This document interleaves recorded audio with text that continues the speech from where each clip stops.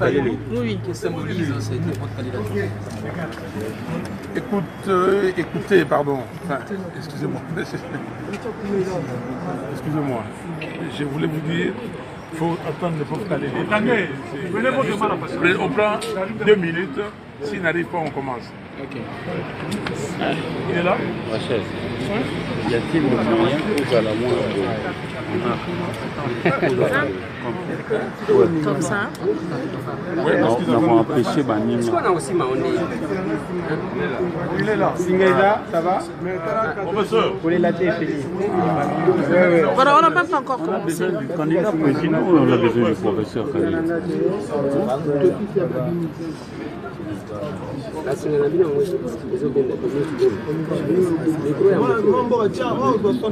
Le pauvre Kalele est là, donc on peut commencer.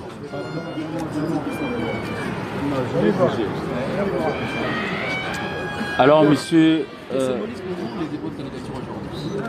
Écoutez, le dépôt de cette candidature symbolise pour moi l'engagement que j'ai pour mon pays, l'attachement à ces pays, mon pays, la RDC.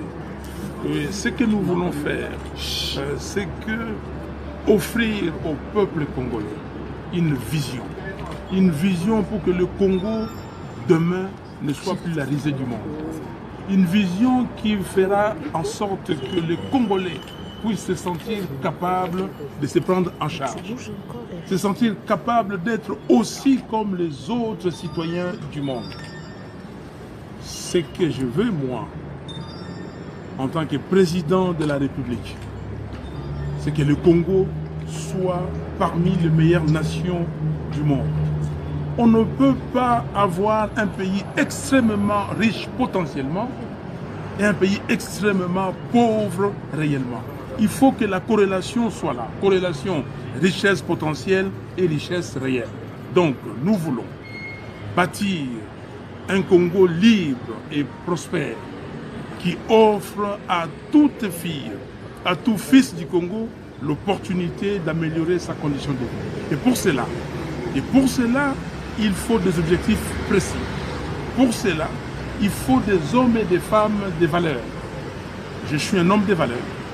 Je vais au Congo, ici, gérer ce pays comme j'ai géré les entreprises d'ExxonMobil, comme j'ai géré les sociétés d'ExxonMobil, c'est-à-dire un objectif précis, c'est-à-dire des valeurs réelles, c'est-à-dire des hommes et des femmes qualifiés pour que effectivement, les Congo ne soient plus la risée du monde. Que pensez-vous d'une candidature Vous commune de commencez par l'opposition? quoi une fois élu? Qu'il y aurait Une candidature commune.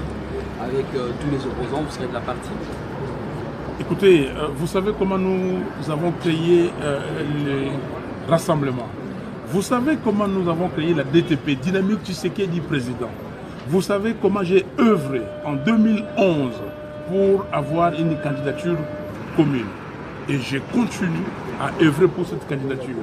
La dynamique de l'opposition l'a dit clairement lors de sa convention que nous plaidons pour une candidature commune de l'opposition.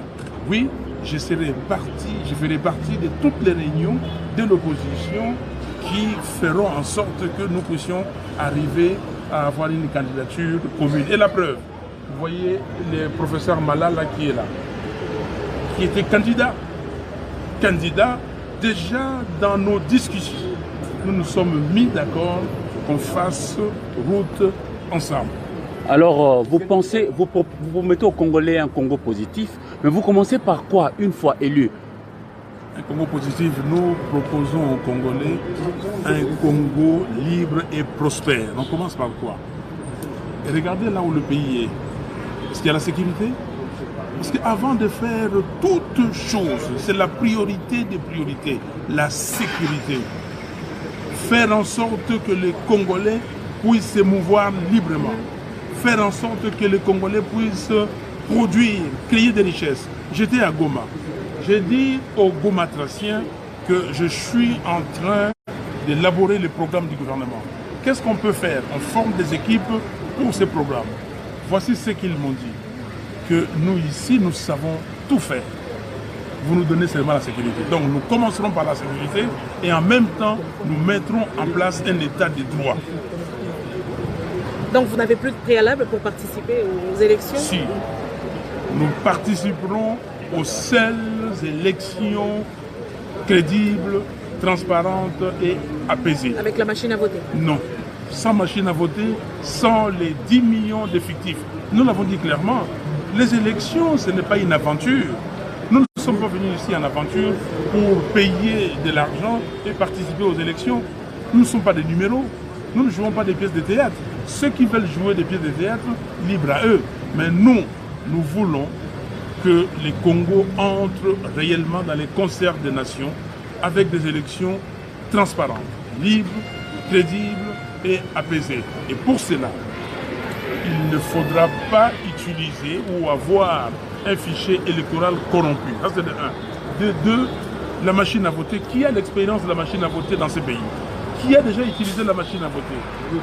Quelles sont les conditions d'utilisation ou de résistance de cette machine dans des provinces où la température monte des fois à 40 degrés?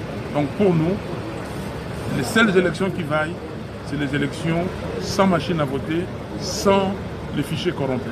Sans la machine à voter, à quelle date alors? À quelle date? Puisque pour la CENI, la machine à voter reste maintenue pour le 23 décembre. Ça c'est la CENI. Moi je ne suis pas la CENI.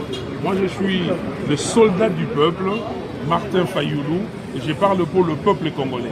Le peuple congolais a dit qu'il ne veut pas de cette machine.